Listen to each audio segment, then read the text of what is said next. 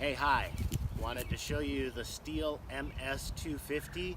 This is a smaller chainsaw. I would call it light professional to a great homeowner saw.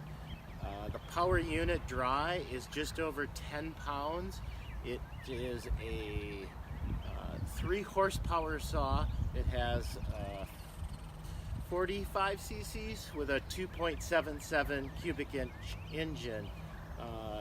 I'm running an 18-inch bar. It can run a 16 to 20-inch bar, and for cleaning up, I'll be cleaning up a while. The rest of this tornado damage from last fall, I'm running a crosscut chisel chain.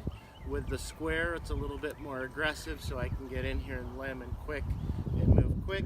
Another thing that I would recommend when you get your chainsaw is that it actually has the bumper stick right in there, is that they're actually metal, so you can get in and get some good leverage.